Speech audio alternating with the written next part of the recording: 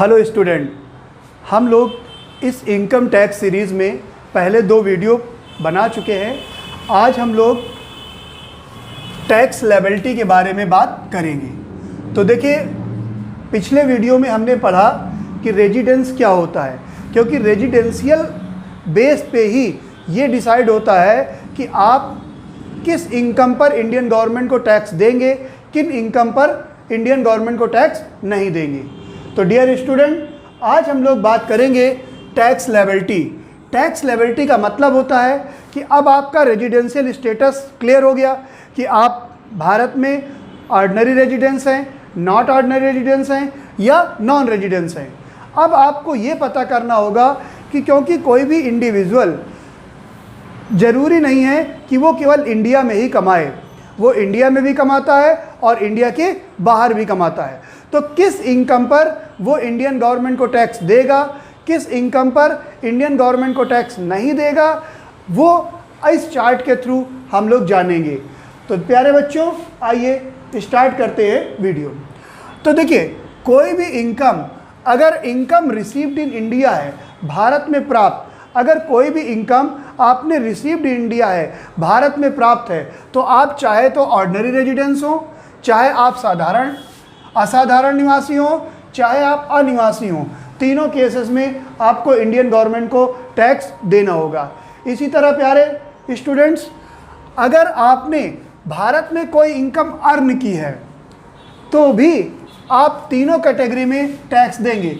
आप चाहे ordinary residence हो, नॉट ऑर्डिनरी रेजिडेंस हो या नॉन रेजिडेंस हो।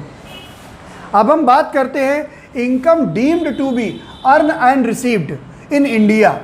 Deemed to be earn and received in India, अगर भारत में प्राप्त या अर्न की गई इंडिया समझी जाए तो भी आप तीनों कैटेगरी में टैक्स देंगे।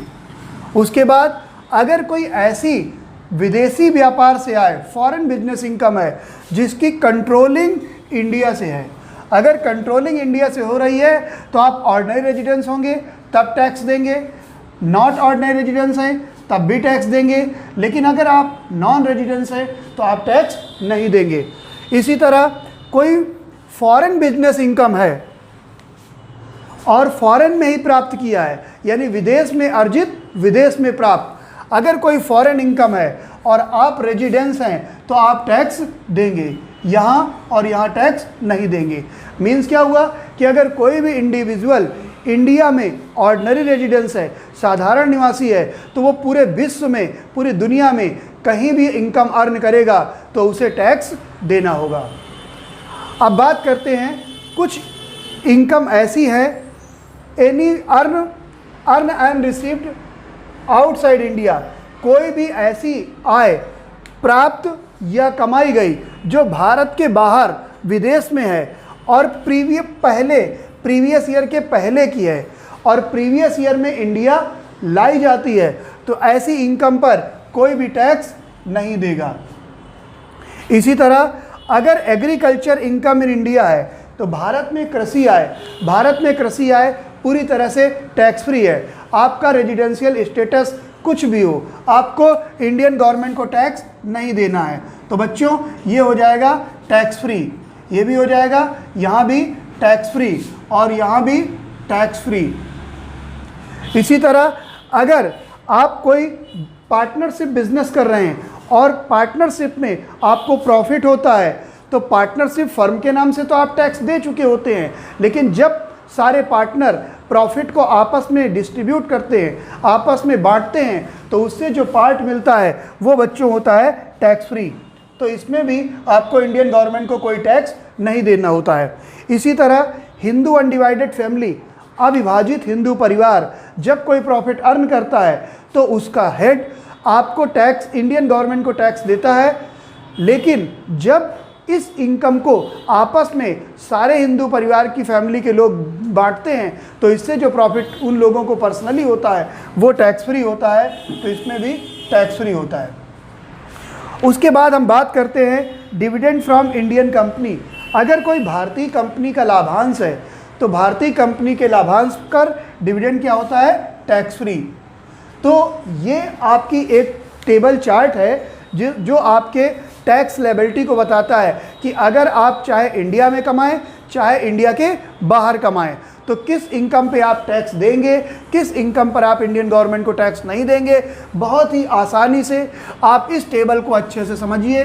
भारत में प्राप्त, भारत में अर्न, भारत में प्राप्त और अर्न समझी जाए। इसी तरह कोई भी फॉरेन बिजनेस इनकम जो कि कंट्रोलिंग इंडिया से है, उसके बाद आता है कोई भी फॉरेन इनकम जो विदेश में अर्जित है और वहीं विदेश में प्राप्त है, तब क्या सिचुएशंस होंगी। इसी तरह अगर कोई अनटैक्स्ड पुरानी इनकम, फॉरेन पुरानी बिजनेस इनकम अनटैक्स्ड है, वो भारत लाई गई है, तो उस पर भी किसी को टैक्स नहीं देना है। इसी तरह आपको बताया एग्रीकल्चर इनकम पूरी तरह से टैक्स फ्री है, उसमें किसी को टैक्स नहीं देना। आपका रेजिडेंशियल स्टेटस कुछ भी हो, निवासी स्थिति आपकी कुछ भी हो। तो इसी तरह प्रॉफिट फ्रॉम पार्टनरशिप फर्म और part from Hindu undivided family and dividend from Indian company, भारतीय कंपनी का लाभांश। तो बच्चों ये वीडियो आपके लिए बहुत ही महत्वपूर्ण होगा। आप कॉमर्स विषय में बीकॉम के हों, एमकॉम के हों या किसी भी कंपटीशन की तैयारी कर रहे हैं जहां इनकम टैक्स आता है, वहां आपके लिए बहुत ही यूज़फुल वीडियो है। तो इन्हें लाइक करें, सब्सक्राइब करें। अगर इसमें कोई कमियां हैं तो कमेंट ज़रूर करें। Thank you.